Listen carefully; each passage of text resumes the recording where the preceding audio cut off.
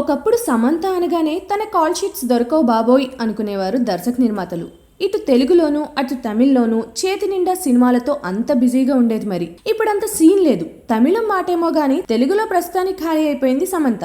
Son of Satyamurthy తర్వాత ఆమె ఒక్క తెలుగు సినిమా పైన సంతకం చేయలేదు. ఆ మాటకొస్తే తనకు అవకాశాలే రాలేదు. కొత్తమ్మాయిలు రకుల్ ప్రీత్ సింగ్, అదా శర్మ లాంటి వాళ్ళు సమంతకు గట్టి షాక్ ఇచ్చారు. ఈ కుర్ర హీరోయిన్లతో పోటీకి తట్టుకోలేకపోతోంది సమంత. దానికి తోడు గ్లామర్ కూడా రోజు రోజుకి తగ్గిపోతోంది. ముఖ కవళికల్లో మార్పు వచ్చిన దగ్గర నుంచి ఆమెలో గ్లామర్ మటుమాయమైపోతోంది. సన్ ఆఫ్ సత్యమూర్తిలోనూ సమంత చేసిందేం లేదు. సమంత కావాలంటే కోట్లు పెట్టాలి. అదే రకుల్, అదా లాంటి వాళ్ళని తీసుకోవాలంటే లక్షల్లో తేలిపోతుంది. అందుకే సమంతని తెలుగులో దర్శక నిర్మాతలు లైట్ తీసుకున్నారు. దాంతో తెలుగులో సమంత దుకాణం దాదాపుగా క్లోజ్ అయిపోయింది. తెలుగులో మళ్ళీ ఇదివరకటిలా అవకాశాలు రాకపోతాయా అని ఎదురు చూస్తోంది సమంత.